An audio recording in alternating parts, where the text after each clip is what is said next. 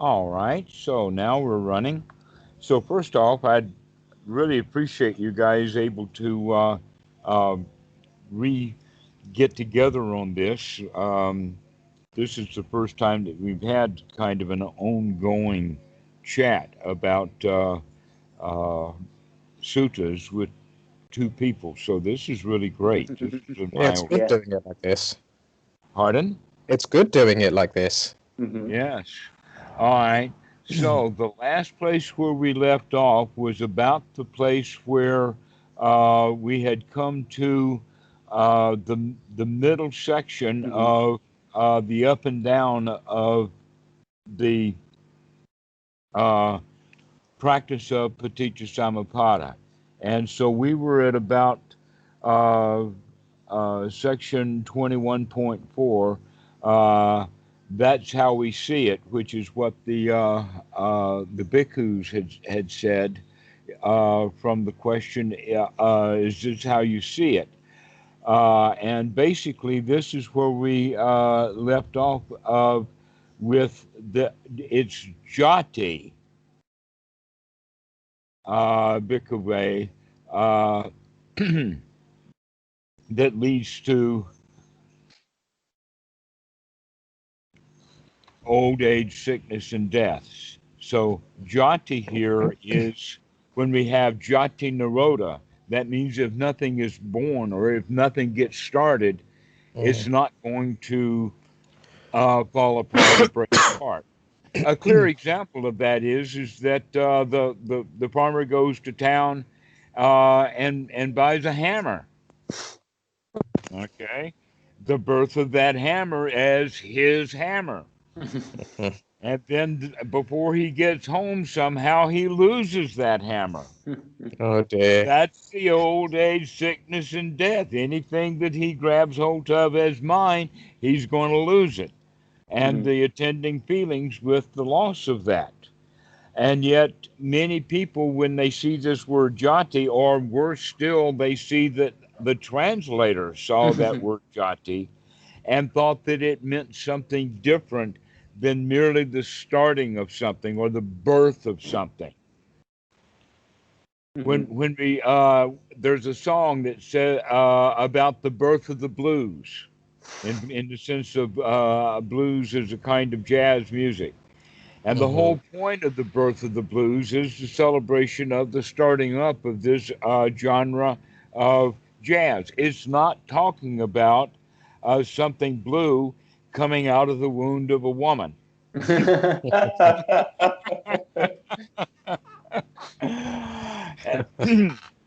And yet, that's how it is seen with the idea of rebirth. That's why he actually is translating it as rebirth, but he's not getting that rebirth out of the Pali uh, lexicon or the Pali English dictionary.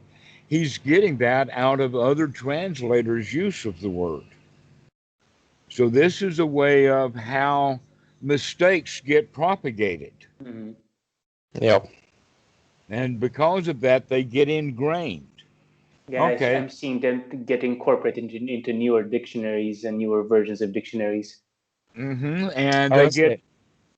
they get as number one in the new dictionary because of so many translations that are using that Mhm. uh, translated that way. But I think there was a Pali term for actual rebirth, but it was a longer word. I forgot how it was, and it was specifically meaning rebirth, and it's not used a lot of the times.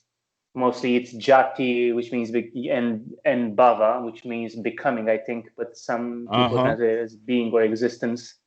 Okay. Well, guess what? Baba is lighting a match, Mhm. and Jati is setting fire to that little pile of tinderwood. Mhm. And that's the birth of the fire. Mhm. Uh huh. That's all that this means. And in fact, that's what fire has been used throughout this sutta as the example of what we're talking about.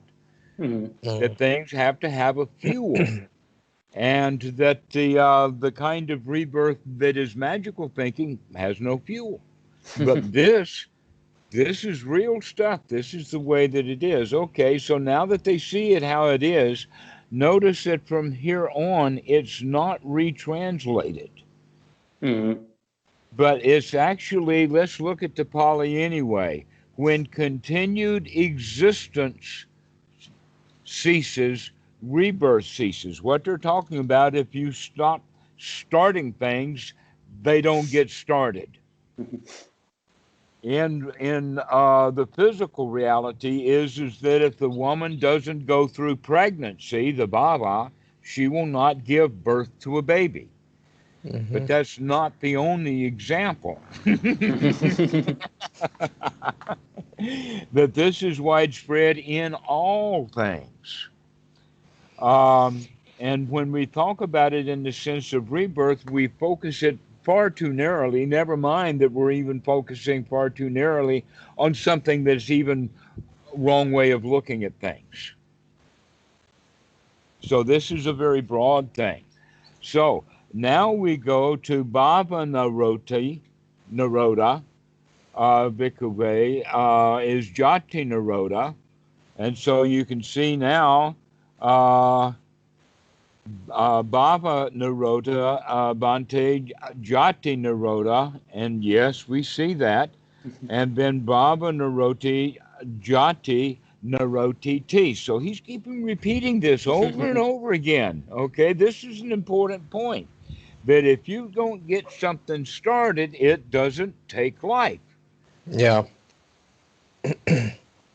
And that's all that he's talking about. This is basic cause effect. Cause effect. That's what the Buddha is trying to get into it.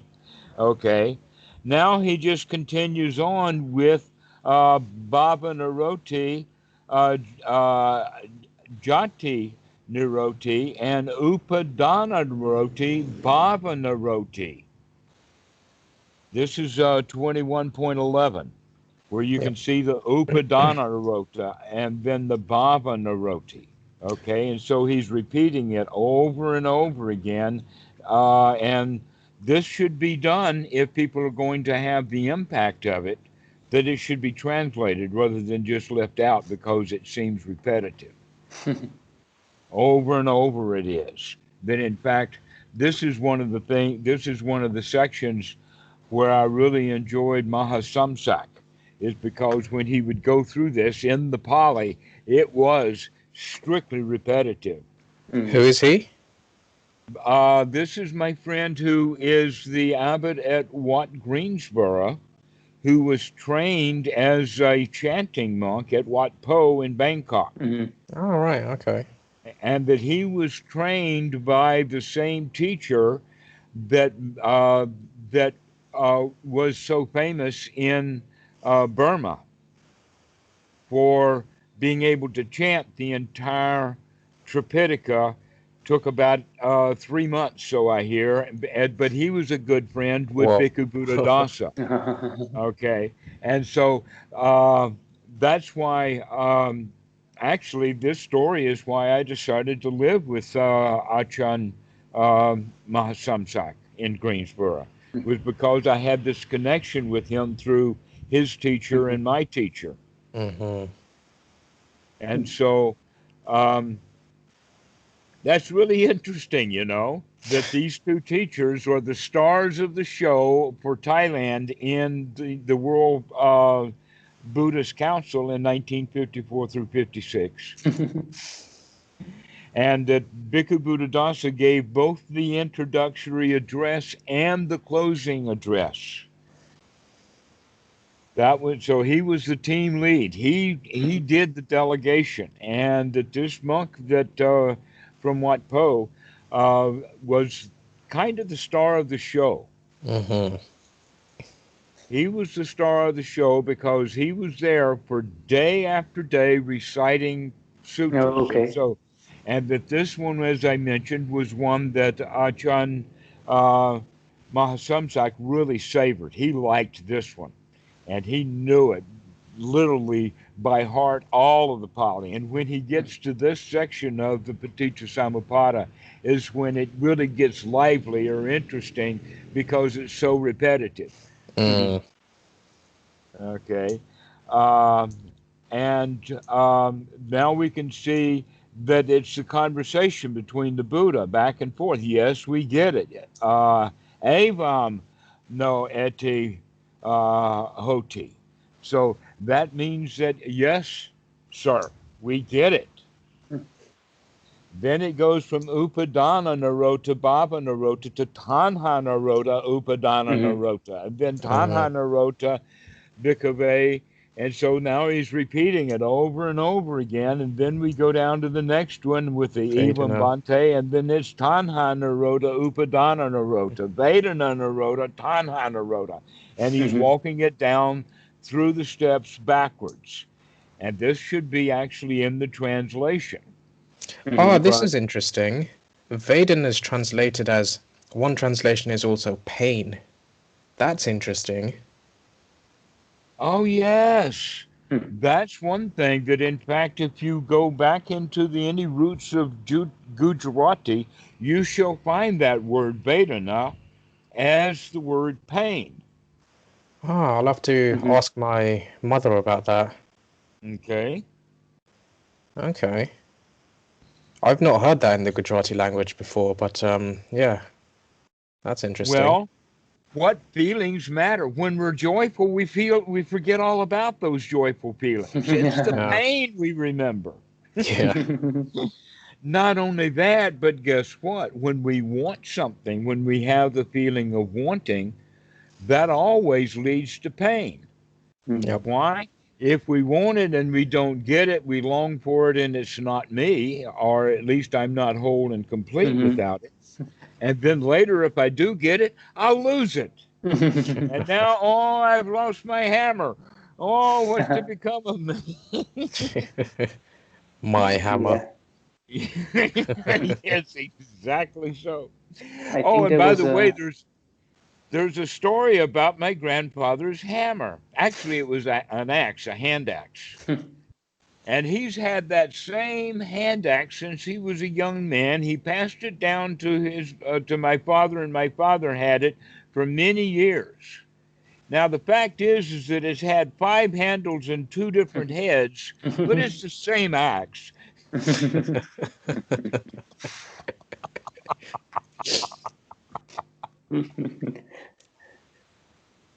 Just like everything else. It's the same, even though all the parts. Well, guess what? The human body is exactly the same.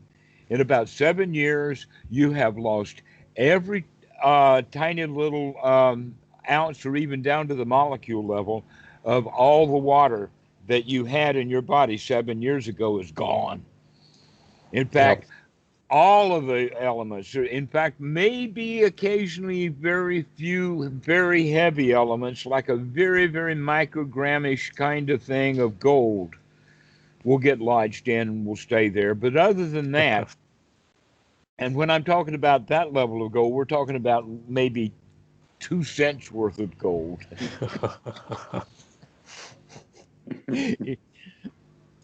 That even a little package of gold leaf that you probably know about is far more valuable than the count. So anyway, everything in the body, even every cell, has died and a new cell has taken place.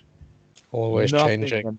Everything is changing, but we have the idea of the illusion because the mind is slow and incapable of seeing things that are happening at such a fast rate. We take it as ignorance, as consistency. So in fact, nothing is consistent. Everything's in flux. Everything's in turmoil. So that's why things are inherently unsatisfactory, is because they rot. So anyway, we've gone down now. I think the last place that I see, Vedana Naroda, Thanha Naroda. In other words, if you don't want it, you don't. If you don't like it, you don't want it. If you don't dislike it, then you don't want to get away from it. That's all that this is meaning. And Pasa Naroda, Vedana. Contact or? Phassa was contact, or I forgot what was for. Phassa, but this phassa is the instantaneous contact Mm. of the thought that we have in the mind, as opposed to the kind of contact that we would have in the sense of being in community or being in a Oh, yeah, I wasn't. civilization. And right, the kind of contact that we crave Yeah, for, this is a which contact with is the nothing, perception. right, which is out of the instinctual herding instinct, the instinct to herd together or to contact, to get along.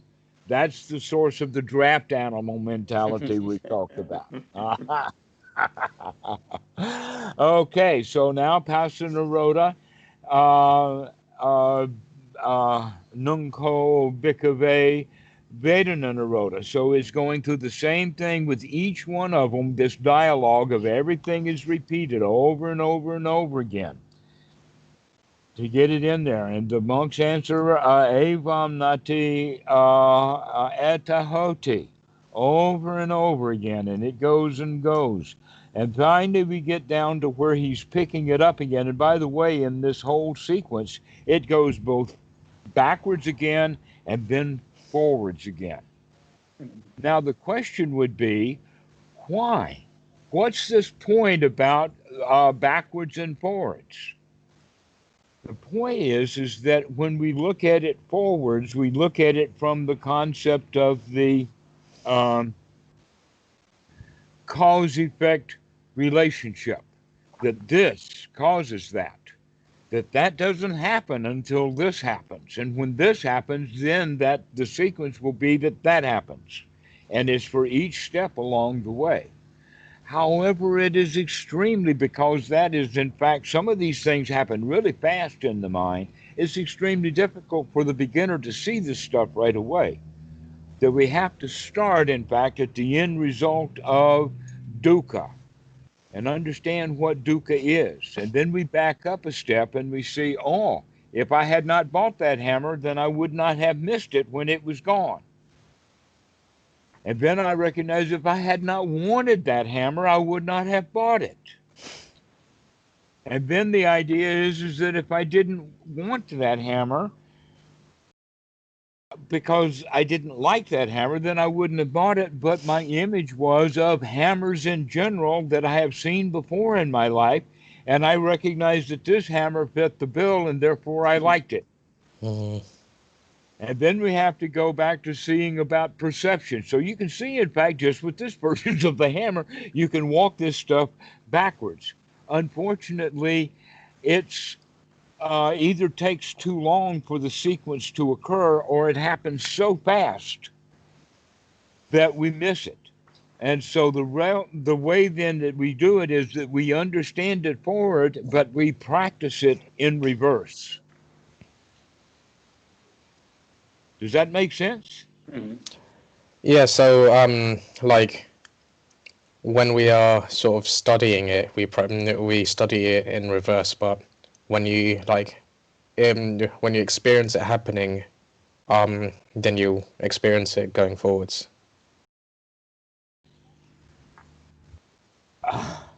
Yes, that's exactly right. Once we catch it at a particular point, then we can watch the sequence of events. We can actually become the observer. And then when we start at a particular point, we can then ask the question, well, what really happened right before that? And next time I'll watch for that. And now I'll see it. Yeah. And now I'm at this new point, and I'll say, well, now that I'm at the point of liking it, why do I like it? Well, it fits and conforms with my image of hammers. Okay? And so that's how we begin to walk this stuff backwards. Because we know it in forward orders, and so we can actually begin to see it now in reverse order. And so as we go along, we recognize in the Pali here that it's gone both forwards and backwards twice. But in the second time, it is extremely repetitive, over and over and over and over. Every step of it, every 24 steps is talked about at least twice, with the recognition that the monks do understand this. Back and forth is a dialogue with the teacher. So that's how repetitiveness really helps. This stuff has to be repeated over and over and over again, and that's why it's such an excellent teaching tool for monks of the quality of Maha, who actually has set this whole thing to absolute memory. Mm-hmm.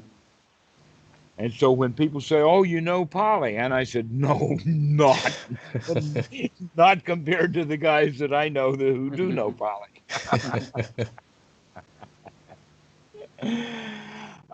So let's get down to where he finally picks up again. Okay, so here we see right at that point of the end of the second one, which we're at 21.51 now. When ignorance ceases, choices cease. That's what I said. Is this how you see it or not? Okay, and so they're actually repeating it in the quotation. Ajiva naroti bante sankara narodo. All right, so when ignorance finishes, then the sankara is finished.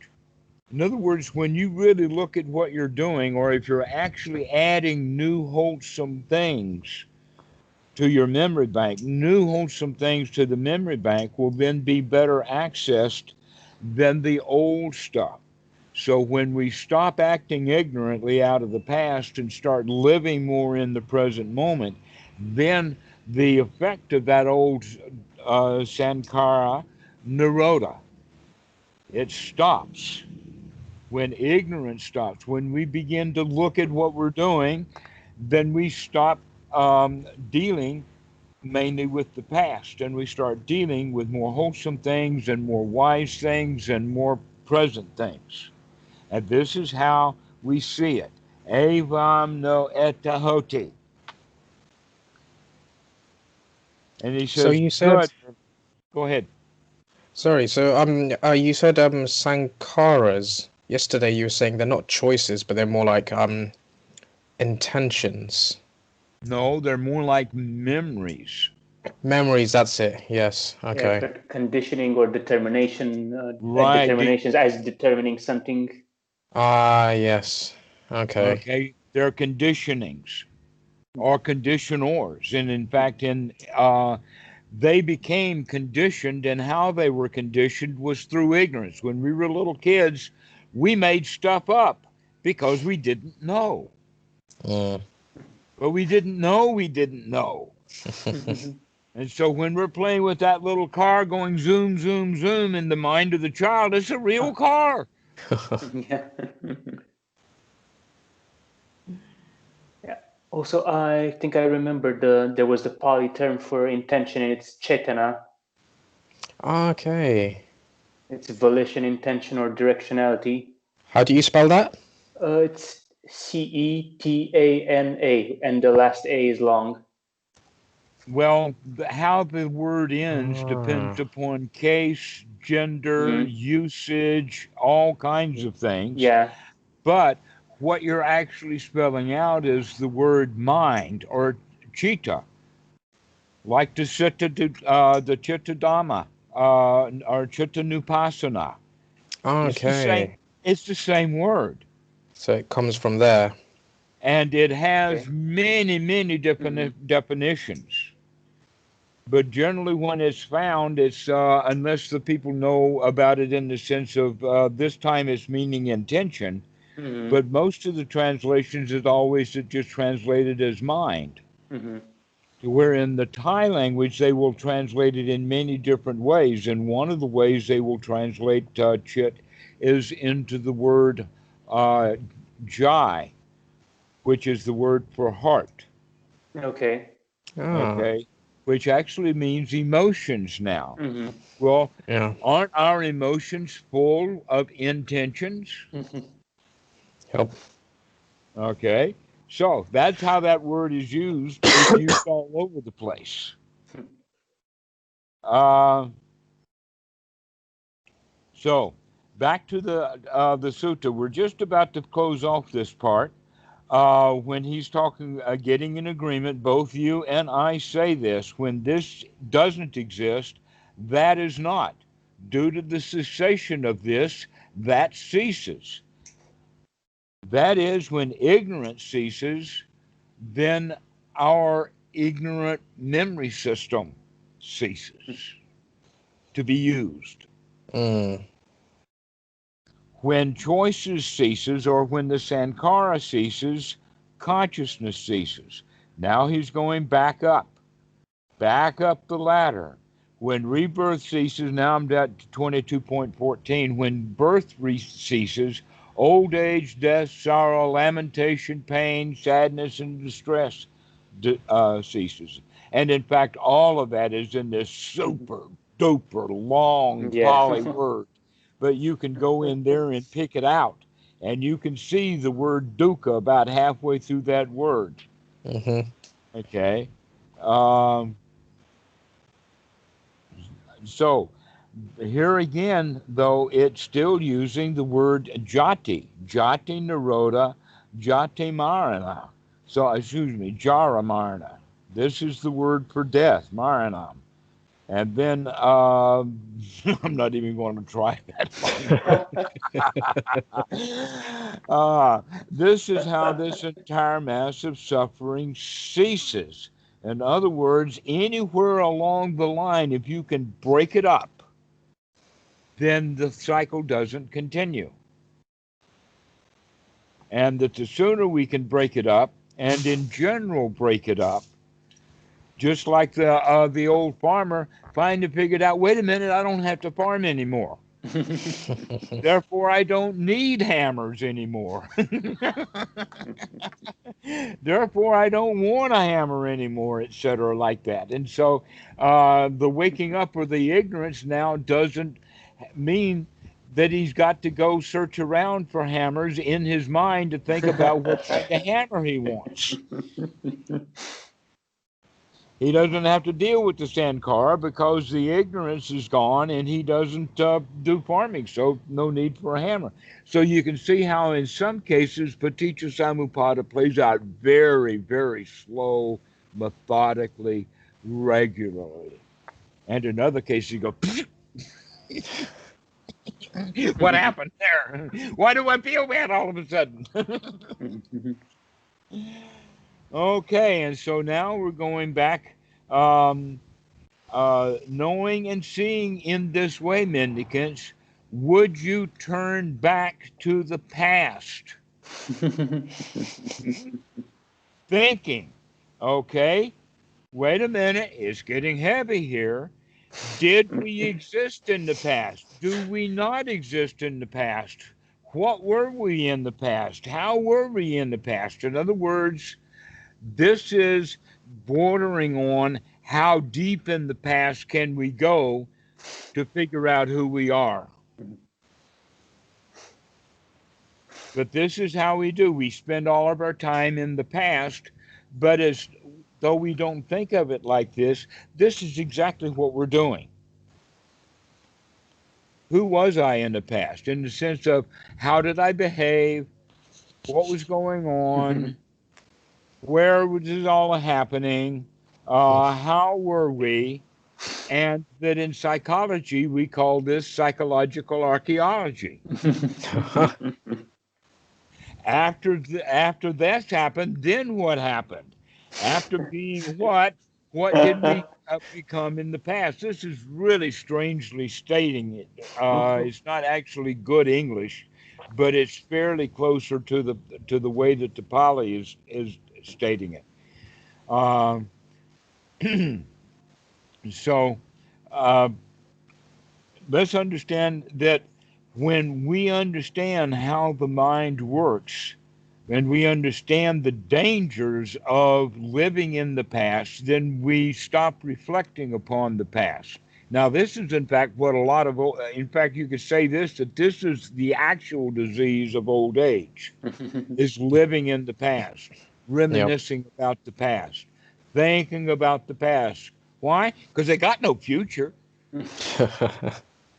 They can't get up and walk around. They can't go anywhere. They're, in a wheelchair or maybe in a hospital bed in a nursing home or something like that. And all they've got is the past because they have not trained their minds to the present moment.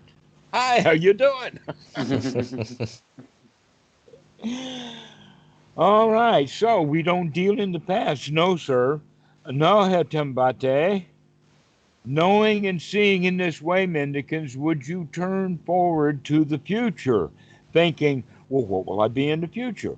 Will we not exist in the future? How will we be in the future? Now, this can get magical also in the sense of what is my future life going to be like? What was my past lives like?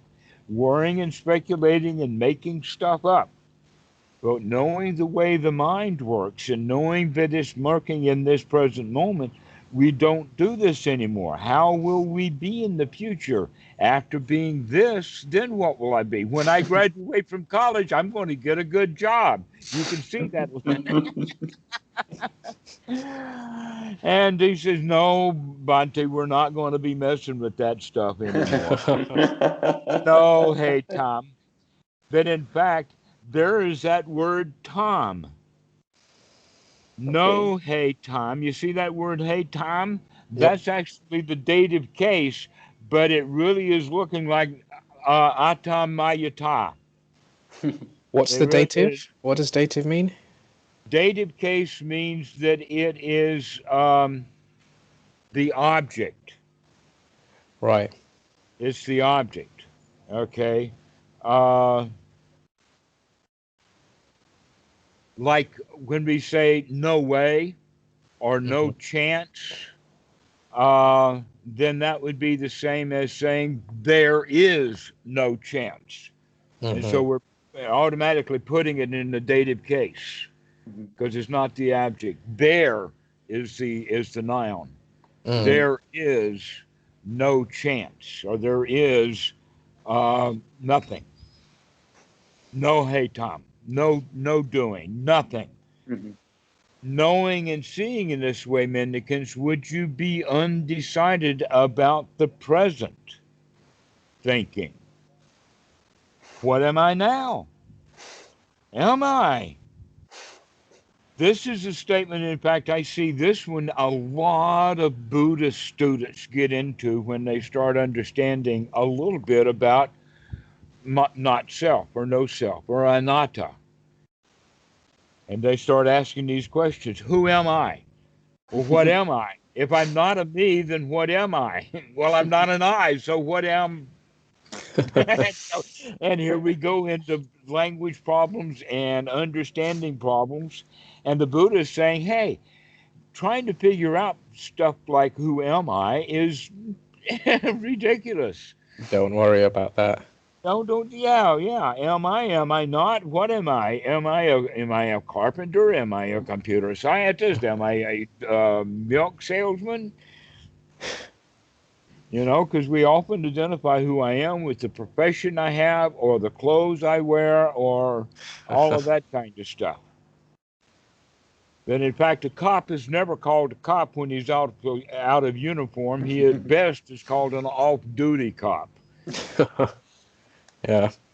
And so, in that sense, the cop makes the identification with the clothing. And the cop is not a cop. The best he could do is I'm a human being confused about wanting to be in this stupid blue suit.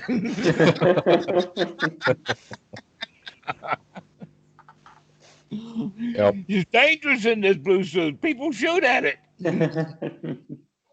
It's like all these things we used to label ourselves with. They're all well, you could even argue that there's just so much more to it than just cop, just human, just any of it.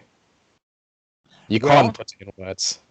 You can make a long list, but you can make that same long list next week, and it'll be a different list. Yeah. We're constantly changing our attitudes and our likes and our dislikes. Yeah. Everything is into flux. That's was one of the things that's wrong with polls.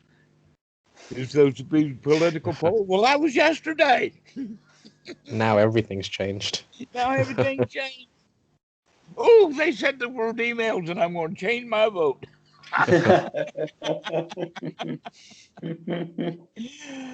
Okay, so when we recognize that dealing in the past, dealing in the future, and dealing with who am I now, knowing and seeing this way, would you see our teacher is respected? We speak like this out of respect for him. And we say no. In other words, it's got nothing to do with that we respect the teacher or he's honored or that we pay great respect or I'm so glad that you talked to me, Dhammarato. And no, it's got nothing to do with respect. It's knowing and seeing. Mm. Knowing and seeing in this way. Our aesthetic says this is only because of him that we see it. No, it's not because we see it. Knowing and seeing this way, would you acknowledge another teacher? No. In fact, this is kind of important, is to recognize the profoundness of the teachings of the Buddha. Is that no other teacher, if he's not teaching Dhamma, he's not teaching the right things, the one that leads to the release, to the end of suffering. That this whole teaching here of Paticca Samuppada and the point about conditions, because almost all of the systems that you have will have some sort of magic, and you can actually define magic as something happens without a condition. Mm. That a fire happens without a fuel. It happens without a spark. It happens without, it's magical fire. And that the magical fire that's reborn as a human being is still magic if it has no cause. And so knowing and seeing this way, would you believe that the observances and noisy, superstitious rites of various aesthetics and Brahmins are the most important things? And wow, you can take that to the present day in the sense that politics, wow, it's noisy. And superstitious rites like marriage, superstitious rites like funerals, superstitious rites like washing your hands after you go to the toilet. I think maybe that one we should keep. No, that's not a rule, though. It's merely a good idea. Okay. It's Yeah. wisdom. Okay. That's why Yeah. I put Not that a in there. rule. It's I agree. on that.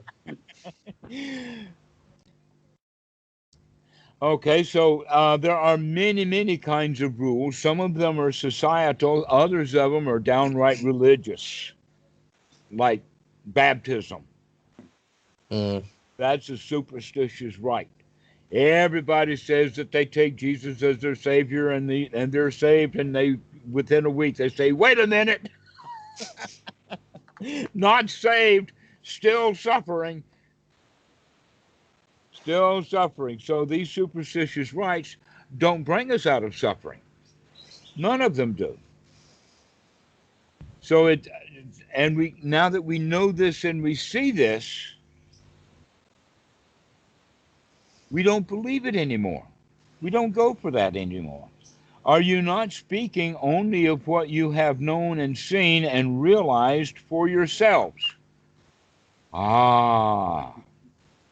This is the key ingredient. If you can't see it and know it and realize it and repeat it, then it's magic. Because if it's got fuel, that fuel can be controlled. That's interesting. No other religion will talk about it in this way. It kind of takes away the power. It does. Yeah. In other words, don't even believe me. You have to see this for yourself. And that's the way that the Buddha is teaching. Yes, sir. Good bhikkhus You have been guided by me with this teaching that is visible in this very life, immediately effective, inviting inspection, relevant, and so that sensible people can know it for themselves. It's interesting he chooses the word sensible here. I can't argue with it. Yeah, need to have some Let's sense to you. do that again.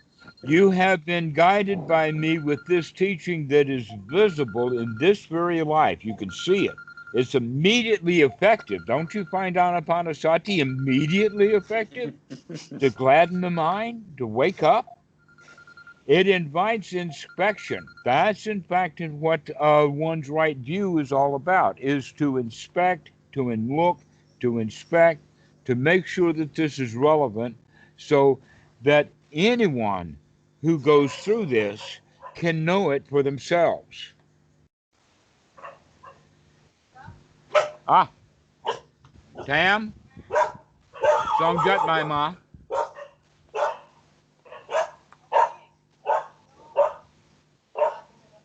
And the dogs are doing their territorial instinct number.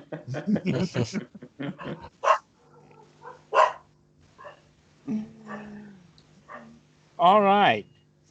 He then says, this is what I was referring to. Mendicants, when three things come together. Okay, so at this point in time,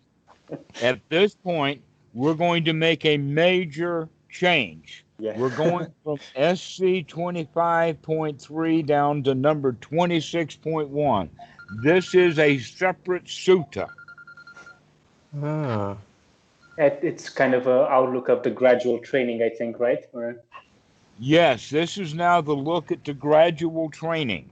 And this is actually coming from another sutta, and that it's common, this whole thing, but you will find many places in it where things are very familiar.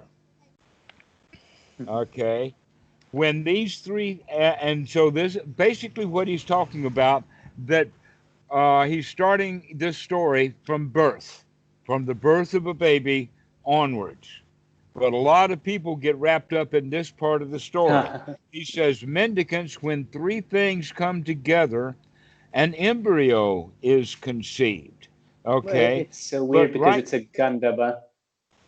There, the word Gandhava, you got it already. He's Which is using a the heavenly word musician, or I forget, it was like a Deva musician or something like that. Uh-huh. Exactly. Ah, When interesting. these three things come together, an embryo is conceived. In a case where the mother and father come together, but the mother is not in fertile part of her cycle, and the spirit being reborn is not present. Spirit being reborn is, in fact, this Gaba. You see that's Gaba Sanvakanti? Mm. This word, remember up at the beginning that we were talking about the nose and odors? It's That's the Ganda, I root of think. this. So,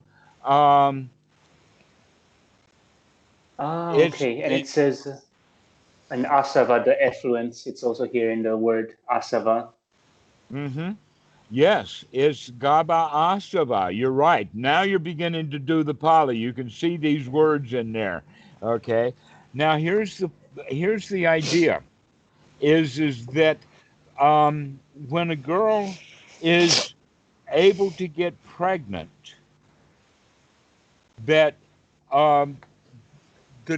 the timing has to be right, and that timing has to be right also has to do with the ambiance, the milieu, the kind of music that's played, the kind of perfume that's being used. In other words, if she's not in the mood, okay. So basically, this Gandhava, Right. which has about the odor, means that she's got to be in the mood. It doesn't mean that there's some spirit to be reborn. That in fact, if it's the spirit, she's got to be in the spirit for it. He's got to be in the spirit for it. They've got to be in the mood or the ambiance or the fragrance. This is the way that this should be seen. It does not necessarily need to be seen as a spirit being reborn, because when we think of it from that perspective and read it that way, it's getting quite magical now, isn't it? I need a particular kind of spirit. It has to be a musician. Precisely. In fact, that's what the Gandhava is also. It's a musician. It's the music. It's the ambiance. Yes, exactly. Don't they play music at these rituals, these ceremonies? And not only that, but there's other points about it too, and that is that if a couple go to the doctor, one of the first things he'll recommend is for them to go on a vacation, to get away from their daily lives so that they can get in the mood for it. That's what we're talking about here, is the mood's got to be right. We're not talking about a Gandhabo.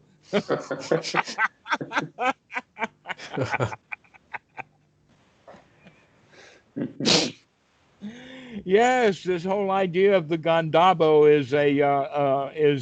is somehow a let us say a spook, not a spirit. Spirit, I can use the word spirit to be reborn, but it's certainly not a spook to be reborn. It's not some apparition or ghost or Uncle Fred that died last week had been hovering around looking for a cunt that's in service, if you know what I mean. Because that's how people think about it like that.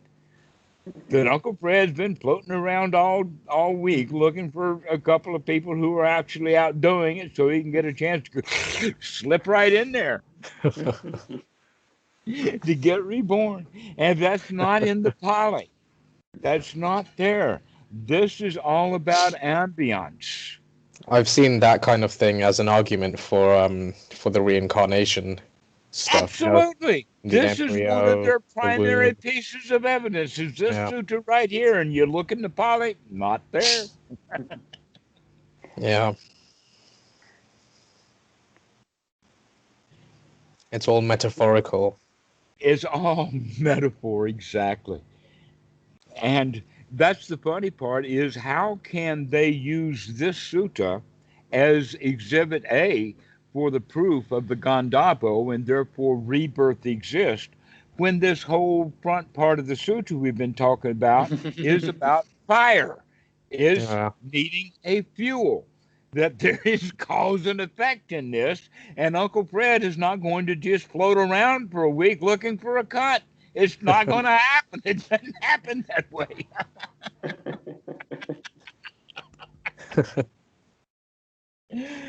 But look how deeply embedded that is into our culture. Yeah, because we like to identify, so these personality traits that I developed around my body, they're not in my body, they're in some more subtle thing. Right. Who am I then? I am consciousness. Uncle Fred is dead for a week looking for a cunt. What's looking? Eyes? Where are the eyes? He's an apparition already. Just it's it gives like people something to hold on to when they think that I'm the consciousness. And I mean that's why I used to do it. Mm-hmm. Because it just felt like, you've got kind of a lifeline, I suppose. Like, you're not completely floating away, you're still tethered, and that gives a sense of like security. They have a word for that. I forgot. It's kind of like a golden thread or something for out of the body experience people, that they've got to find a way of getting it back. There's a golden thread that it goes to your body, to your plexus or something.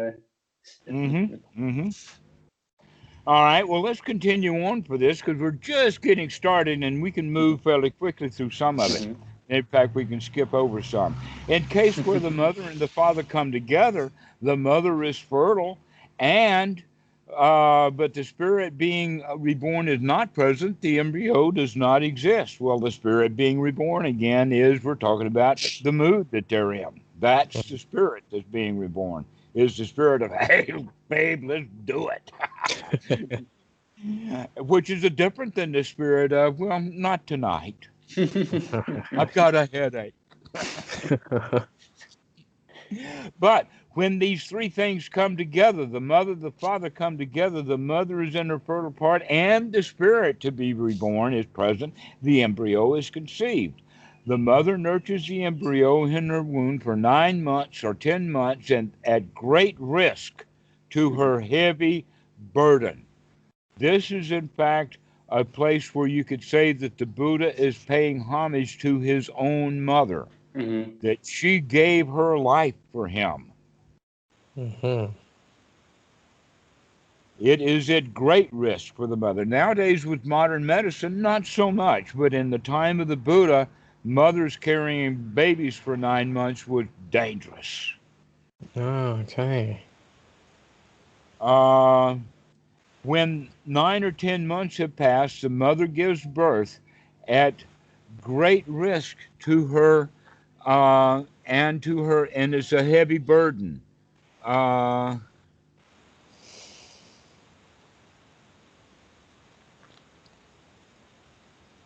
Funny about the giving of the birth. I don't see jati anywhere in there. I see nevam, which we have navel or nativity, all of that. That's the word for. No, that's not it. Vijayati brings her in. Vijay. Vijayati. Okay. Notice that it's not jati. It's Jayati. jayati. Okay. It's jayati. Vijayati. So here's a place where the word real birth is used, not jati, but vijayati.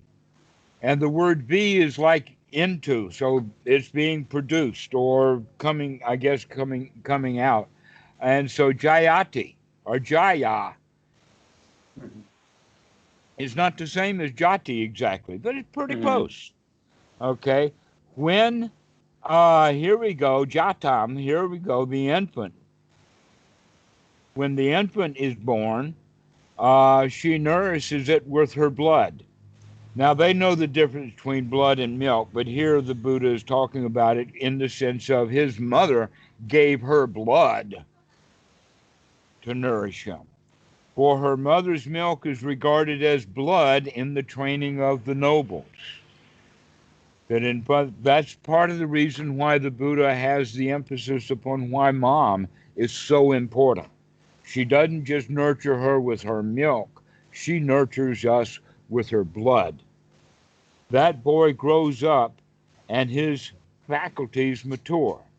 Now we actually begin this sutta, the first little part of it there about the Buddha being born, or the baby being born, I think is just a side note to get people confused about reincarnation, I guess.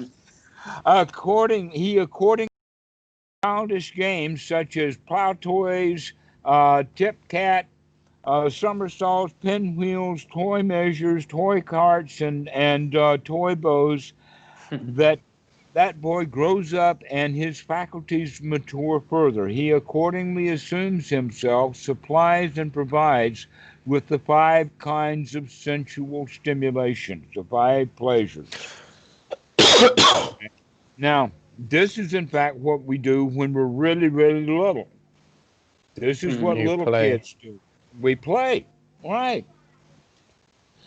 Sights known by the ear that are likable, desirable, agreeable, pleasant, and sensual, and arousing, and the sounds by the ears and the nose and the tongue. So he's going now through the senses that are for the little child, and the little child takes great delight in the senses of being alive.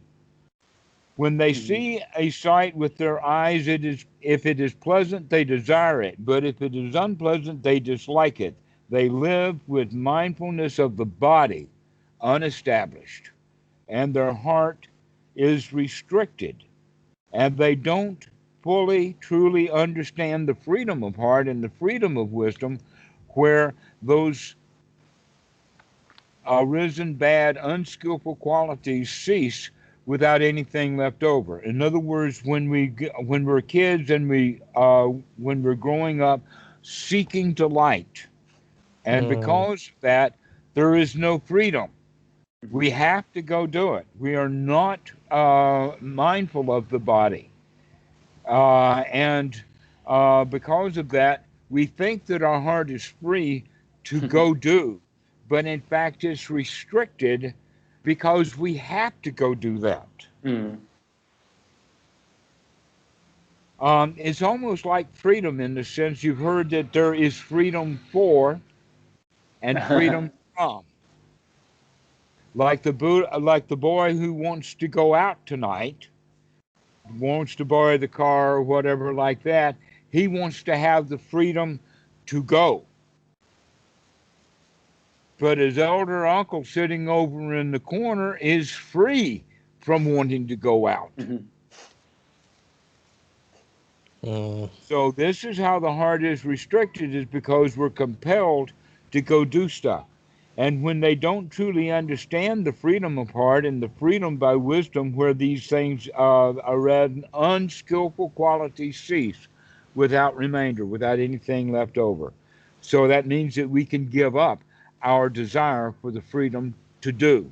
That in fact, that's what wrong view is all about. We want to do, and we have no wisdom, and so we cannot see the danger. But if we see the danger, we can still say, but I can avoid that danger. I can get away with it. And therefore, I have to go do it. Why? Because I want it. Because I've seen it, and I liked it, and I got to go get it. Being so full of favoring and opposing, when they experience any kind of feeling, pleasant, unpleasant, or neutral, they approve, welcome, and keep clinging to it. Well, let's look at this word neutral for a moment. It's the first word in the second line of the Pali, which it says, a dukkam, a sukham. All right. What does that mean? It means that it is not dukkha and it is not sukham, but it is still a feeling. If it was completely neutral, it wouldn't be any feeling at all. So this is actually a major wrong translation, to use the word neutral for this word. It's not dukkha, but it's not sukha. What is it? It's doubt, actually. Yeah, it leads to confusion. It leads to desire. It leads to doubt. It leads to actually becoming afraid. I don't know whether it is. In other words, if I don't know that guy walking behind me is going to be good and just pass by, or whether he's a criminal, I will assume he's a criminal. Just to be So safe. a sukha dhamma, a sukha, a dukkha, a dukkam, a sukham tends to fall into dukkam. It does not fall into sukham. Yeah, I was actually thinking, I think there's a sutta, I don't know, I think the Buddha says when the neutral feeling is properly discerned, it's pleasant or something like that. I forgot from where it was. Well, when it's properly discerned, we see it as investigation. When it's properly discerned as, I'm not sure about what this is, let's go play with it. Yeah. Interesting. Yeah. In other words, we choose intentionally sukham rather than intentionally or unintentionally choose dukkam for it. Let's go play with it. Let's investigate it. Let's, instead of confusion, we can, I'm looking for the word. We take delight in the investigation. So we're curious. That's the word I'm looking for. Curiosity. So curiosity is the sukham side of it, and dukkam is the fear, the doubt, all of that kind of stuff, when we can see it. When we don't see it, it will fall into fear. So he says, though, that ordinarily we delight in these feelings. How can we delight in an unpleasant feeling? Well, if we don't like it, we want to go do something about it. And isn't there a lot of kind of a sinister delight in being angry, full of rage? I Yeah, mean, there's can a you payoff think, to it. why would people be outraged at Donald Trump unless they somehow enjoy and take some pleasure at being outraged at him? Well, it's just the like the energy that it provides, like the stimulation it gives. That's like more addictive than whether it's good or bad. But because it's addictive, it's because we take some sort of delight in it.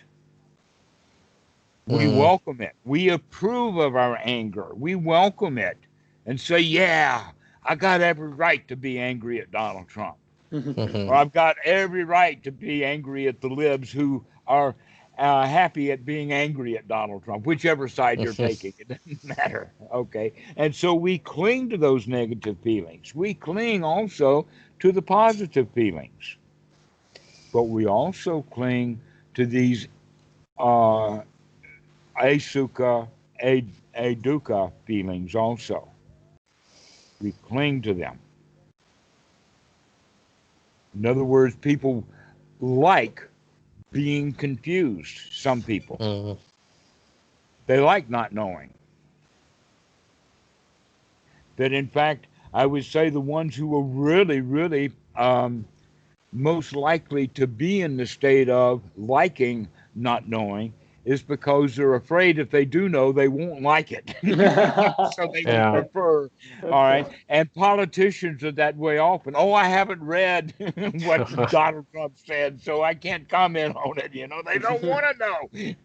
Ignorance is bliss. Ignorance is bliss. That's exactly the way that's it. That's the whole crust of that whole point right there that the Buddha is making. That ignorance is bliss, and we approve of it, we welcome it, and we cling to that ignorance. And this gives rise to relishing. Relishing feelings is grasping. Their grasping is conditioned for continued existence. In other words, if we're holding on to it, we tend to continue holding on to it. So this is where now this idea from the young baby being born, grows up, attached to his feelings, and he's relishing feelings, is grasping. This grasping is conditioning, and it leads to where he's saying continued existence is a condition for rebirth. Right. What we're really saying is that when you cling to things, that gives rise to selfishness. Ta-da! That's the entire teaching of the Paticca Samuppada in that one statement. That when we cling to feelings, then there is a clinger that clings to feelings. That's the self. Self arises at that time. And the arising is what he's calling continued existence, and the rebirth then, guess what? The rebirth then is as a actual mental rebirth into a lower state, a held state, a realm of woefulness, where we find the pitta, the asura, the held states. These are places that are woeful, and we do it because we relish feelings, and the relishing of the feelings is grasping. This is how this entire mass of suffering originates. This is it. He just said it now. The entire teaching of Paticca Samuppada is now, with all of that explanation and forward and backward and forward and backward and detailed every one of them. Now he's done it in just two statements. Relishing the feelings is grasping. This grasping is then uh, taking on a self. That taking on a self is now painful. Being selfish is painful. It is the condition for things rotting. We lose it, death, sorrow, we've lost it. I'm lamenting. I've got pain and sadness and distress because I lost something that I was relishing. This is how the entire mass of suffering originates. When we hear a sound with the ears, when they smell an odor with the nose, when they taste a flavor with the tongue, when they feel a touch of the body, when they know a thought with the mind, if it is pleasant, they desire it. I like it. But if it is unpleasant, they dislike it. I want it out of here. They live with mindfulness of the body unestablished and their heart is restricted. They don't truly understand the freedom of heart and the freedom by wisdom where those arisen bad, unskillful qualities cease without anything left over. In other words, they constantly keep going back.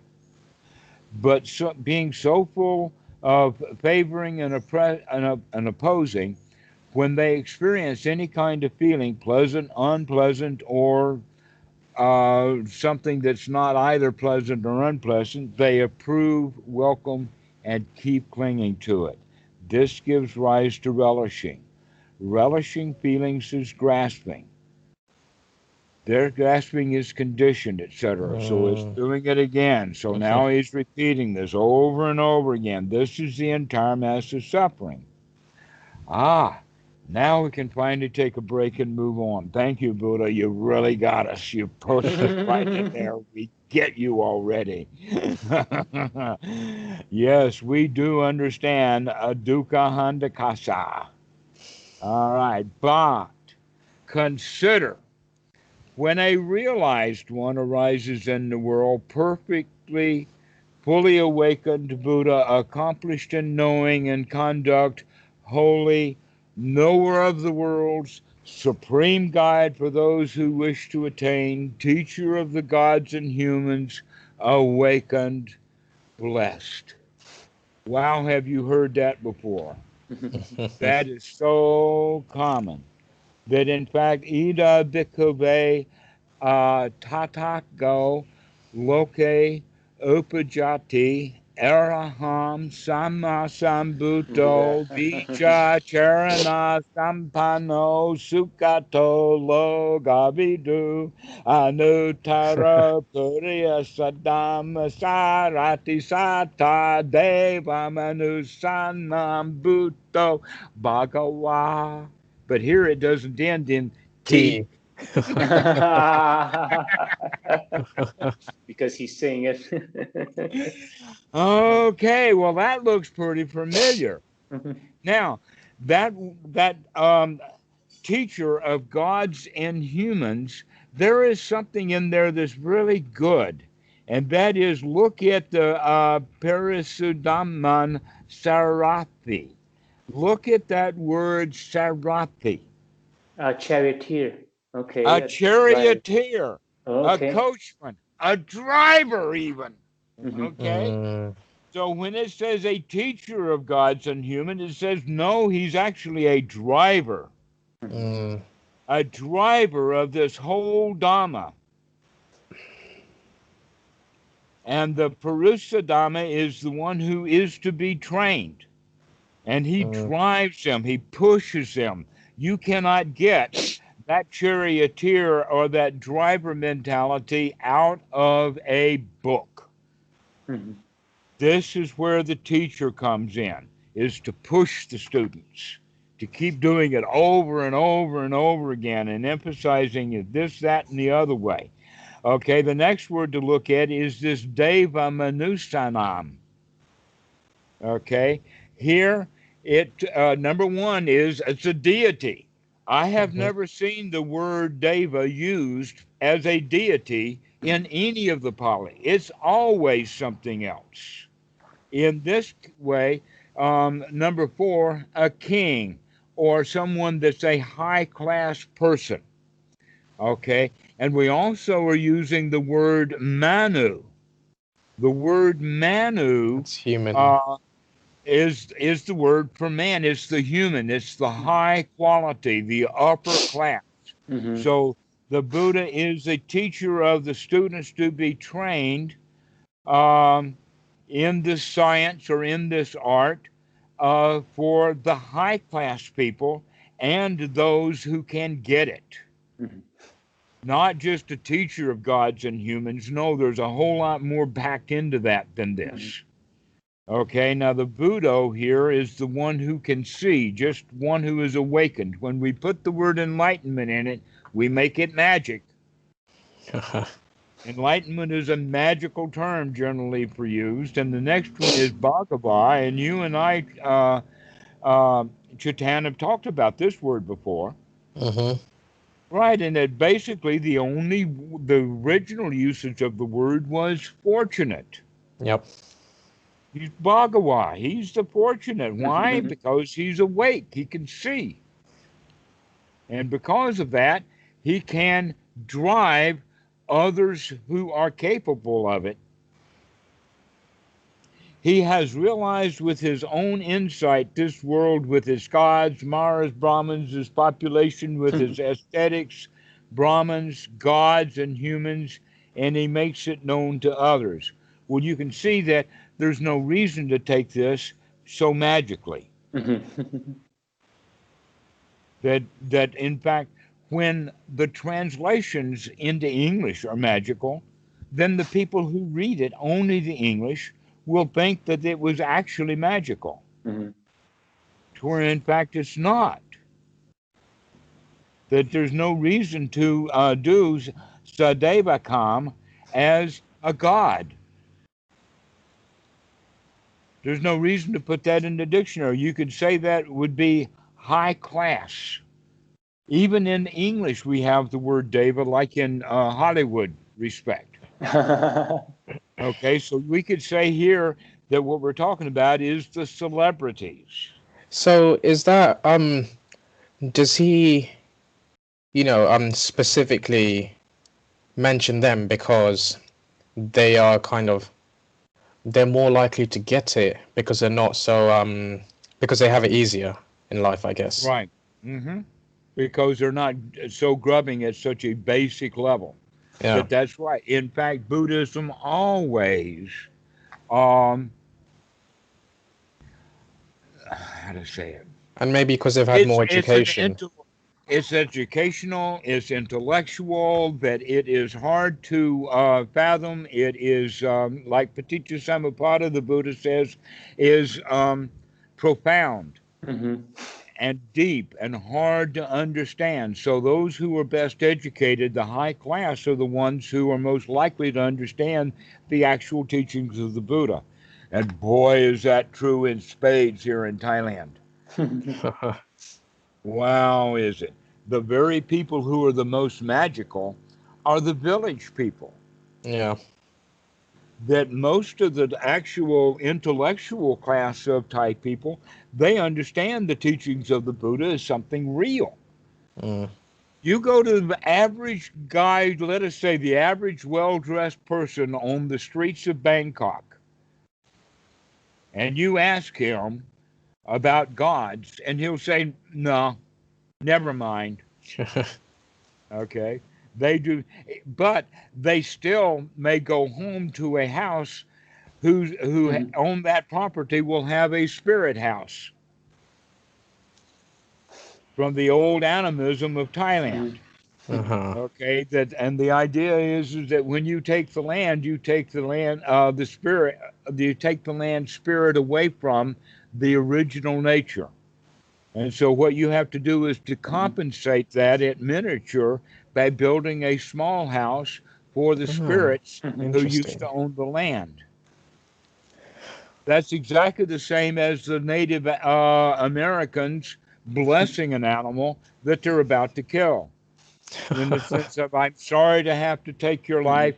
I really understand that I'm depriving you of something for my own subsistence, and I wish you a fond journey, and friendship.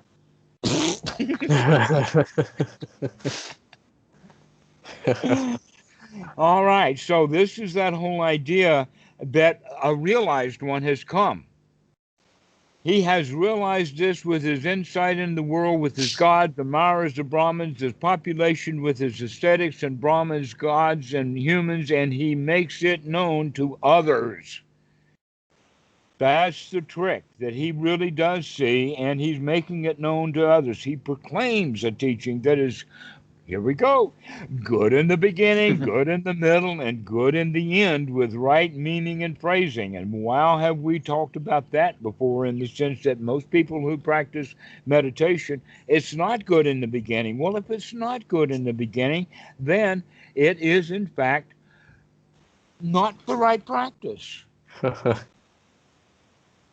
Okay, so Adhikalayan, Madhikalayan, and Parikalayan, this is the words of good in the beginning, beautiful in the middle, and good in the end. So this is, and it's got to be said correctly. He reveals it entirely and full of life. A householder hears this teaching, or the householder child, or someone reborn in some good family. I mean, they're actually working hard to shove reborn here, because what they're, actually, the Pali word is one or two or several of a certain group. Like someone in a good family. It's just a member of some good family. He does not have to introduce rebirth as a concept here. No need. So they gain faith in the realized one. Well, here, let's look at this.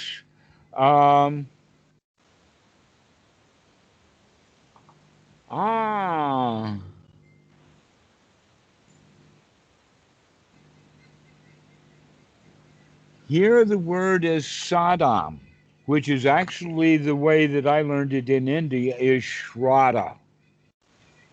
Okay? Shraddha or sadam here is translated again as faithful, or they take faith in, and when faith gets really strong, it's devotional and believing. But really the Pali word is not that. It is that they take confidence in.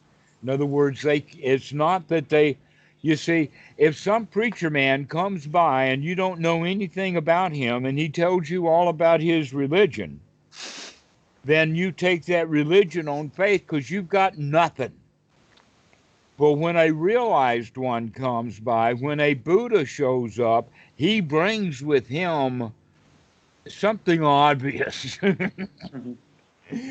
And you see that he's got something. So it's not taking faith in the Buddha. What it is that it's taking confidence in it. Yeah, he's got something. He can show it. And it's worth having. And so we don't gain faith in it then. It's what we do is that we take confidence in him. And then we reflect, living in a house is cramped and dirty, but the life of one gone forth is wide open. It is not easy for someone living in a house to lead a spiritual life utterly full and pure like a polished shell. Why don't we cut off our hair and beard and dress in ochre robes and go forth from the lay life into the homeless life? Okay, well, what this means is by now, boy, do they really do have some confidence. Doing this kind of stuff is not faith. This is when you know that you've been around monks, and you can see that their lifestyle is marvelous and that it's worth having, and that the life of the layperson actually is quite difficult. After some time, they give up a large or small fortune and a large or small family circle. They shave their head and beards. They dress in the ochre robes, and they go forth from lay life to the homelessness. Okay? Now, it's obviously true that not everybody is going to do that this week. But from time to time, people do. It depends upon how much confidence they have that they will be a success. So part of the job that a good Dhamma teacher has is to instill that confidence that you can completely succeed by changing your whole way of life. Once they have gone forth, they take up the training and livelihood of the bhikkhus. They give up killing, renouncing the rod and sword, and they're scrupulous and kind, living full of compassion for all beings. I want you to look for the word panatipatam. Is 1, 2, 3, 4, 5, 6, 7, 8. It's the second last from the third word. Panatipatam. And there it is again. Panatipata. Patatirapohoti. Okay, so what we're talking about here is we're talking about the first precept. Okay. This is now in this section number 33.1 is in fact the first precept. The second one, number 33.2, giving up stealing, atinadana, giving up unchastity. Here they're using the word abrahmacharyam. Okay, you can see that first word, abrahmacharyam bhaya brahmachi hoti. Now, in a way, this is really kind of backwards, because abrahmacharyam means to abstain or not living according to the Brahma. But in fact, we practice it so that we do have brahmacharya. Now, what we're meaning here is that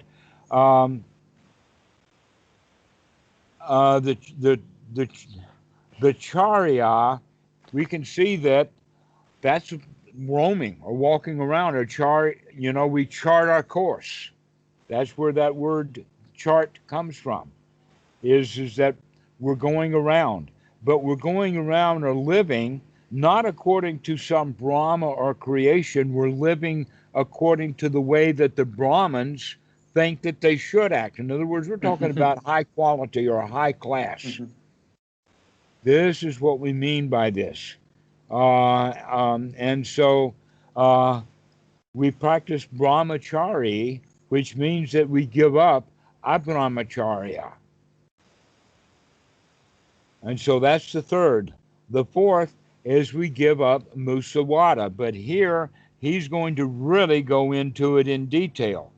All four, I think, he's going to have. The first one is a direct lie, where we become honest, even if sometimes our honesty is not well received. Still, we want to be honest about it. We don't want to go into magic, because there's no fuel there. And we know this.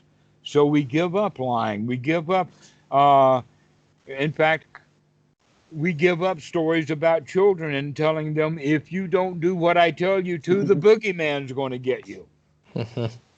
No, we can tell the child, oh, don't do that because I don't like it and you are friends with me. And if you want to be friends with me, then you will behave yourself, kid.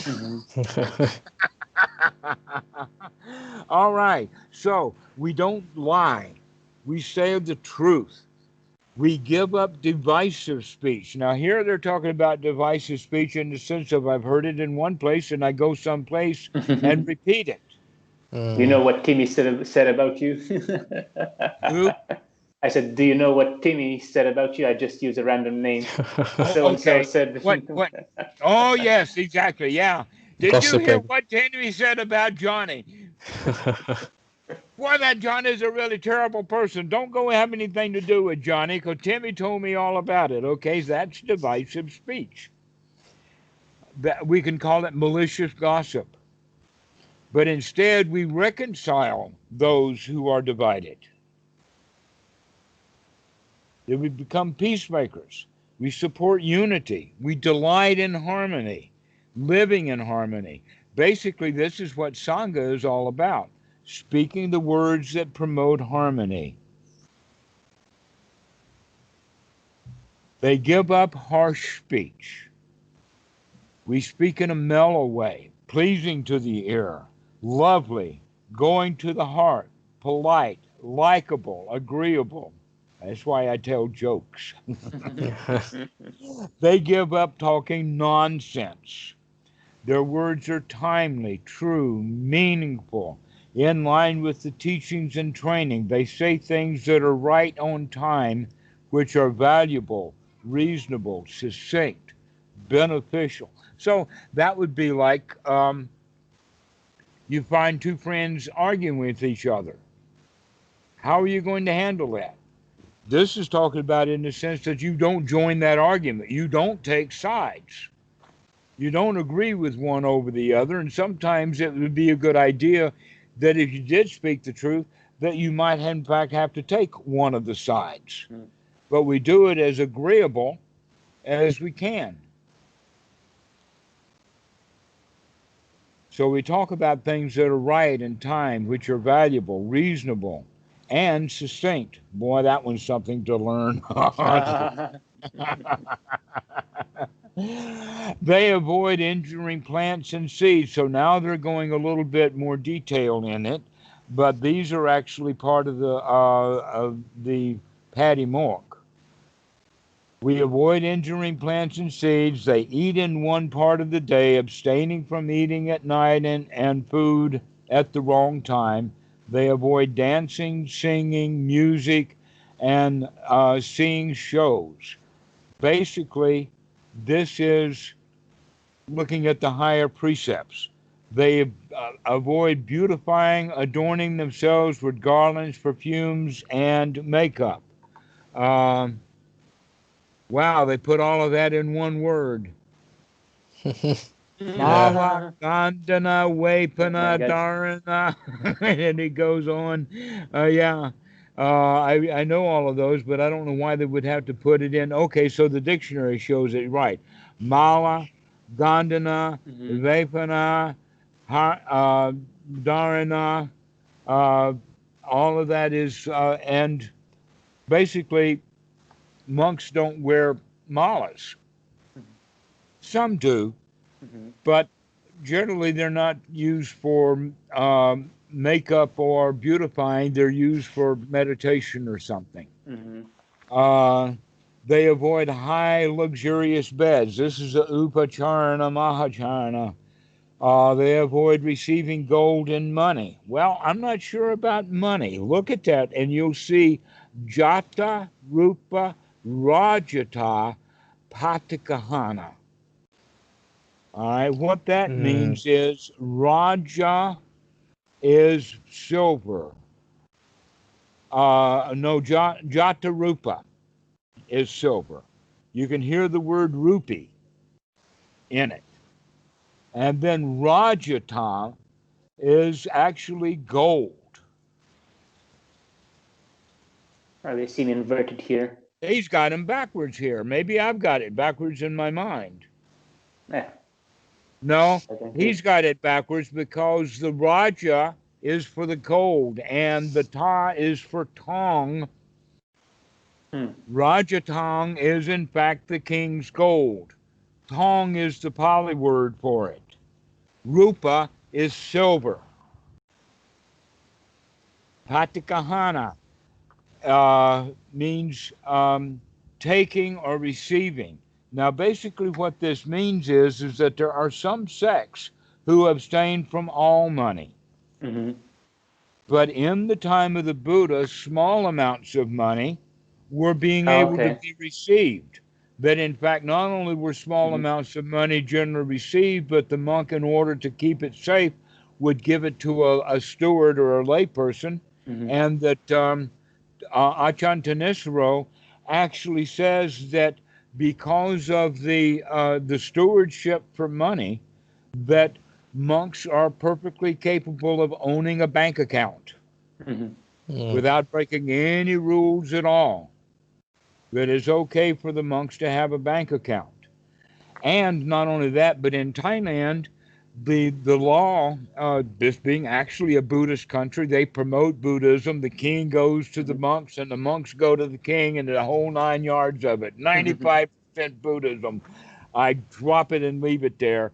The law is that monks can board any public transportation for half price, not free. That in fact, the child and the monk's ticket are the same. Ah, okay. And that sometimes the monks are allowed on public buses in Bangkok to ride for free. But basically, if they're going to take the ferry, then they'll have to pay half fare. That's a nod in the right direction, but it also shows that there's limits to it. That a certain amount of money goes a long way. And so this is wrong to translate and put the word money in there when it actually says that they would avoid receiving gold and silver. Now, there's one more thing about it. Gold and silver in the time of the Buddha, because they've done the archaeology on this now, and they've dug up quite a lot of stuff. Guess what? They have found wooden coins. They have found tin coins. They have found copper coins. They have found bronze coins. They have not found any silver coins. They have not found any gold coins. Gold and silver is kept in bullion form or in jewelry form, not money. Okay? And that's why it's called Jata Rupa. Actually, no, Rajata. The Rajata means the king's gold, the treasure, and that monks don't get this. So it's like not excessive wealth. It's not excessive wealth. And you can also go to see the next one on there is raw grains. Well, guess what? That means that the monks don't have to cook because they can't accept raw grains. They don't accept raw meat, but they also don't accept human chattel. They don't accept women and girls, male and female bond servants. And that was common in the time of the Buddha. But the monks do not accept that kind of treasure.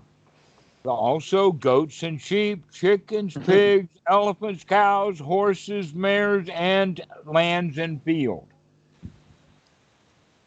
But small amounts of money is not in there. But a goat, now that's a possession. I don't want no monks owning any goats. But in fact, at Wat Suan Mok, there were pack dogs that people would bring dogs to the Wat, and you could hear them up in the night. And that the people fed the dogs, and because of that, there was a lot of chickens around. And then somebody got in charge and made a rule: we don't want the dogs here. Don't feed the dogs. Guess what? The chickens disappeared. I wonder why. But at one time, I found a puppy, and I wanted to keep that puppy. And Ajahn Po says, "No, you've got better things with your time than keeping a puppy." And so I disappointedly, let the puppy go. But they also avoid running errands and messages. They're not messengers. I've seen that work really, really against my own desire. Hey, will you tell Ajahn Post blah, blah? Not a chance. Monks are not messengers. They don't have to do that kind of stuff. They don't run errands. They also refrain from buying and selling. You don't go to the store much. But in fact, when I was in the United States, when the monks went to the store, they all went together as a group. And then they generally would take a layman with them. So that the whole crowd that went around, each monk had a thing that he wanted. He would choose it out, pick it out, put it in the cart, but he didn't buy it or sell it. He didn't buy it.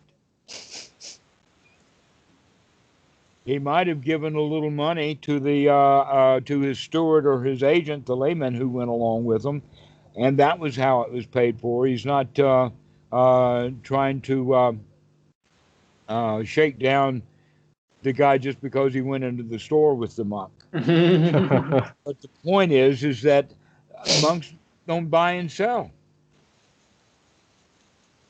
Isn't that freedom? Wow, that is such a relief. I practice that now. I'm really glad. I mean, I'm really fortunate because I don't have to buy or sell anything. I may provide the money for it, but everything, as you saw, is delivered.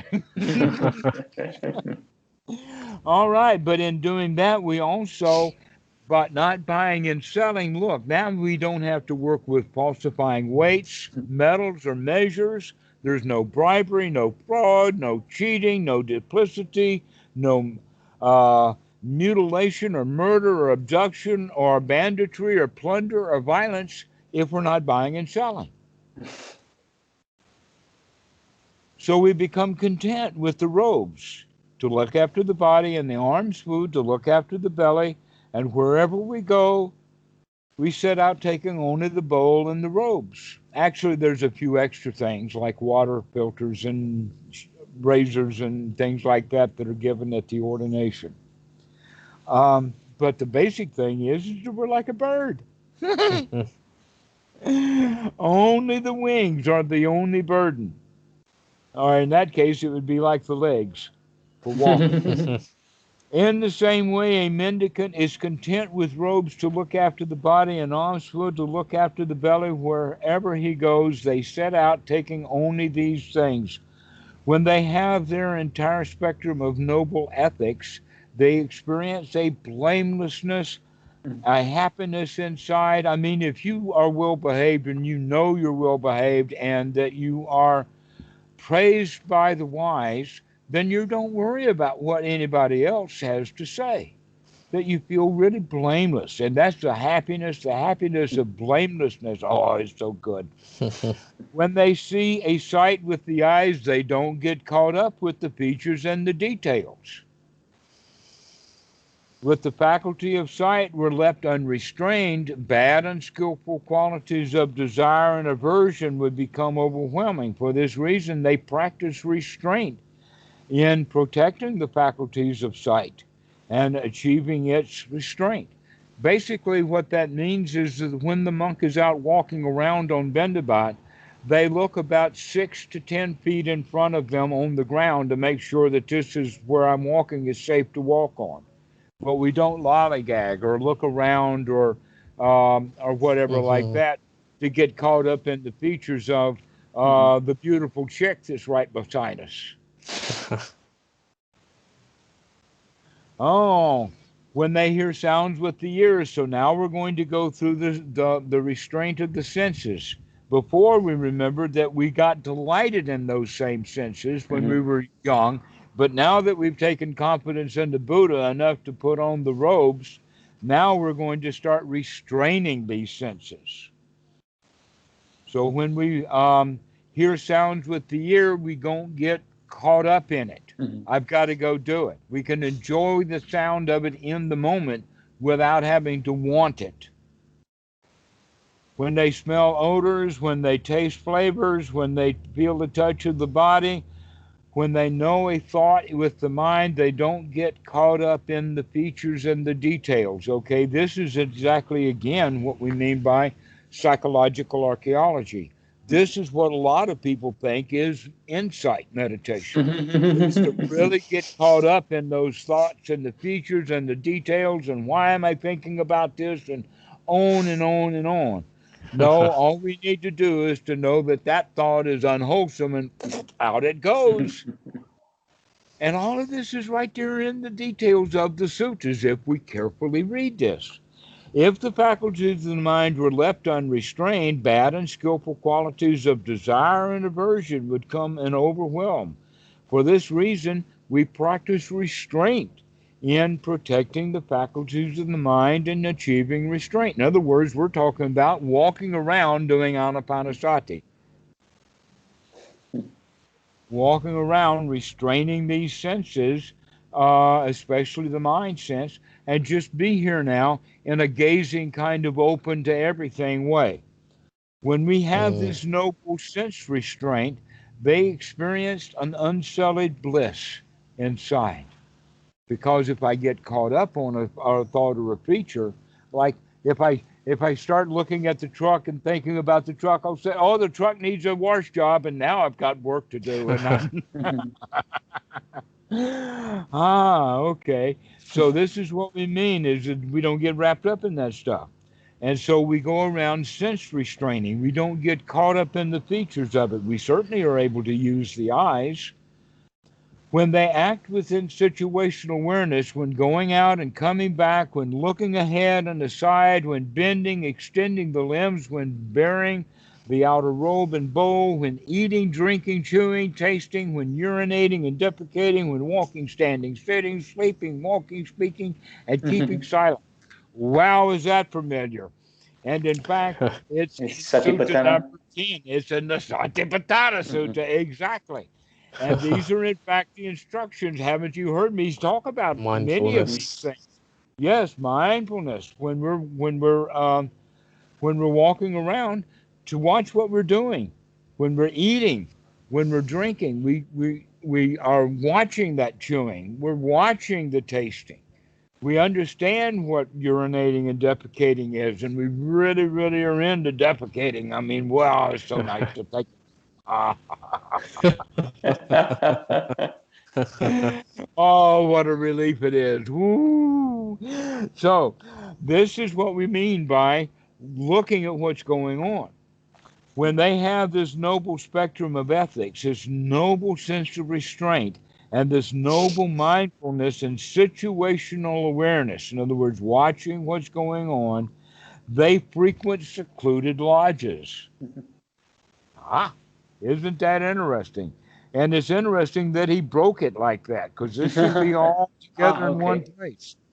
Hmm. When we have the noble spectrum of ethics, this noble sense of restraint and this noble mindfulness and situational awareness, we frequent secluded lodges. We go to places where we can be alone. We delight in taking close. We go to the wilderness, a root of a tree, a hill, a ravine, a mountain cave, a charnel ground, even, a forest, an open air, a heap of straw. Notice in this list that there is no meditation center, retreat, meditation hall there. And funny thing about these meditation retreats, they're not particularly secluded. It's 100 Mm. people all together coughing and sneezing and farting on each other, trying to pretend they're secluded. Yeah, that pretty much sums up my retreat at the Zendo. So,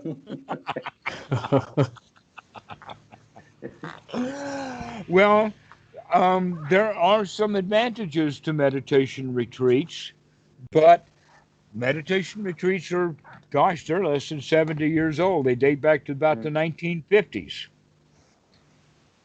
What happened for the first 2,500 years before that? The answer is here it is.